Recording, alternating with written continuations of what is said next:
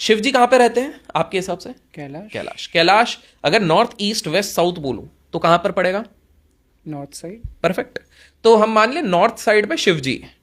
तो हजारों वर्ष पहले, लाखों वर्ष पहले शिव जी जब विराजमान थे कैलाश पे ऊपर, तो जो राक्षस लोग थे, जो डेविल, जो ये सब उत्पात मचाने वाले, उन लोगों ने बोला भाई ऊपर डेंजर जोन है, ऊपर तो शिव जी हैं भैया, कब तीसरा नेत्र खुलेगा भस्म हो जाएंगे। वैसे शिव जी की एक बात बता दूं इससे पहले, कि शिव जी की एक बहुत बढ़िया बात है, आप देखोगे हर चीज तीन से जुड़ी रहती है। उनको क्या चढ़ाया जाता है? बेलपत्र। बेलपत्र के होते हैं तीन साइड। उनके कितनी आंखें हैं? तीन। एक दो तीन, तीन है। अगर आप उनके बोलेंगे उनका जो वेपन है उसके कितने वो है? त्रिशूल, तीन है। और उनको हर तीन जन के साथ नाम लिया जाता है, जिसको त्रिदेव कहते हैं, ब्रह्मा विष्णु महेश्वर। तो तीन का एक बहुत बड़ा वैल्यू होता है। Anyways, coming to the point, अगर आप देखो कि शिव जी ऊपर विराजमान है कैलाश पे, तो सारे राक्षस बोले भाई पंगा है, वरदान लेने के लिए तो भोले बाबा हैं, तो वरदान तो ले लेंगे, फिर बाद में बाकी पूरे इंडिया को परेशान करेंगे, नीचे साइड में ये वो। शिव जी ने देखा सबसे ज्यादा परेशान कर रहे हैं साउथ में, तो उन्होंने अपने बड़े बेटे को बोला, बेटा जाओ, तुमको संभालना, बड़े हो गए हो, तुम सेनापति बनो। इंद्र के वो पहले सेनापति बने, एक बहुत बड़े राक्षस का अंत किया, इसीलिए कार्तिकेय जी का जन्म हुआ था। और फिर उसके बाद उनने जाके साउथ को प्रोटेक्ट किया। जैसे ही साउथ प्रोटेक्ट हो गया, तो कहीं ना वेस्ट में बड़ा इशू होने लग गया। राक्षस बोले बोले नॉर्थ और बड़ा बेटा इधर आ गया तो वेस्ट को परेशान करते हैं। तो वेस्टर्न एरिया, महाराष्ट्र एरिया और ये सारे जो पूरा एरिया आ गया, इधर जब परेशानी हो गई, शिव जी अपने दूसरे बेटे गणपति जी को बोले, बोले बेटा तुम जाओ और इधर ये उद्धार करो लोगों को। वो उधर चले गए। अब लोगों के पास बचा क्या? ईस्ट बंगाल, उड़ीसा, असम, ये सारा पूरे ये बच गया। तो बोले अब जाएंगी देवी माँ, उनकी वाइफ सीता।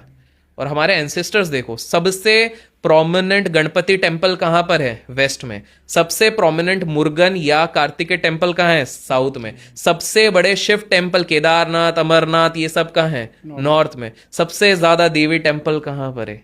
ईस्ट में। हम लोग बेवकूफ है, मैं तो बोल रहा हूँ, ये लोग प्रॉपर सेट करके गए थे। It's just that we are so much in disbelief और अपने आप को इतना हाइपोथेटिकली साइंटिस्ट समझते हैं। क्या आपको पता है, साइंटिस्ट की अगर मैं बात करता हूं, आप जान के हैरान हो जाओगे, हमारे खुद अंदर गणपति जी है। बताऊं कैसे? हमारे अंदर गणपति जी इसलिए हैं क्योंकि बहुत साल पहले जब पहली बार ह्यूमन एनाटॉमी को स्टडी किया गया, तो पता चला कि भाई हर चीज के हिसाब से बॉडी सही फंक्शन कर सकती है, सिर्फ एक चीज अगर सही नहीं हुई ना तो पूरी बॉडी फंक्शन नहीं करेगी। उसको कहते हैं पिट्यूटरी ग्लैंड। और जब पिट्यूटरी ग्लैंड को माइक्रोस्कोप के नीचे देखा गया तो वो गणपति जी जैसा दिखता है। और गणपति जी को किस चीज का देवता बोलते हैं? बुद्धि।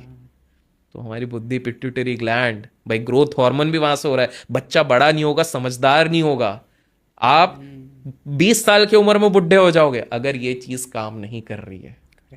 तो गणपति जी उधर भी हैं। आप देखो क्रॉस हेयर सोसाइटी जो मेडिकल की हो गई है, ठीक है, उसमें आपको क्या दिखता है? उसमें आपको दिखता है स्नेक। और स्नेक्स का भी कितना ज्यादा रिलेवेंट है हमारे पूरे सनातन धर्म में। तो मैं ये कह रहा हूं कि अगर आप सारे टिट्स एंड बिट्स को कोलाइड करने की कोशिश करें, मैं तो एक बेसिक ओवरव्यू दे रहा हूं, और आई थिंक बेसिक ओवरव्यू में बहुत लोगों को समझ में आ रहा होगा कि यार कितने सारे जगहों पर अंश है। Correct correct. लेकिन सर इसमें भी कहीं ना कहीं ये सारी स्टोरीज है ना, मतलब लोग इसमें भी ठीक है, मानेंगे कि भाई ये सारी कहानियां हैं, ठीक किसी है, ने ठीक ऐसे है, ठीक है। मंदिर में बनाया रहेगा, लेकिन एक्चुअल में प्रूफ चलिए कहाँ है? एक्चुअल बताते हैं। पहली बात है, आइडल्स और ये सब मिले हैं, आर्कियोलॉजी को तो हम एविडेंस मानते हैं, जो मैंने बताया, तो उसी से हम पहले शुरू करते हैं। पहले आप ये चीज समझिए कि आज से कुछ साल पहले दिल्ली के ऊपर 60 किलोमीटर दूर जब कुछ लोग पहुंचे और वहां पर खुदाई वुदाई करी गई, तो वहां से एक टनल दिखी, बहुत बड़ी गुफा दिखी, और उस गुफा का एंड पॉइंट निकालने की कोशिश करी तो वो निकला मेरठ में। और बाद में जब इसको चेक किया गया तो महाभारत में इसका ऑलरेडी मेंशनिंग था। वेद व्यास जी ने ऑलरेडी मेंशन किया था कि 7000 वर्ष पहले इस तरह की एक गुफा थी। और ये क्या थी? लक्षागृह की गुफा। आपके ऑडियंस को बता दूं कि पहली बार जब पांडव को कौरवों ने एक महल गिफ्ट किया था, उसको कहते थे लक्षागृह। वैक्स का वो उन्होंने पूरा उनको महल किया था, क्योंकि उनका इंटेंशन था कि हम पांडवों को जला के राख कर देंगे। एक रात को जब वहां पर आग लगाई गई थी, वो तो थैंकफुली काका इनके जो थे, उन्होंने, विदुर काका ने पहले ही बता दिया था कि तुम्हारे अगेंस्ट षड्यंत्र रचा जा रहा है। तो पांडव जिस गुफा से निकले थे, वो गुफा मेरठ में ओपन होती है एज पर महाभारत, और वही गुफा सेम टू सेम उस लोकेशन पे मिली। चलो एक गुफा से हम नहीं मानते हैं, उसी के थोड़े आगे जब एक्सकवेशन किया गया तो आप जान के हैरान हो जाओगे, 5,000 वर्ष पुराना आपको एक योद्धा रथ, वॉरियर चैरियट बोलते हैं, उसके अवशेष मिले।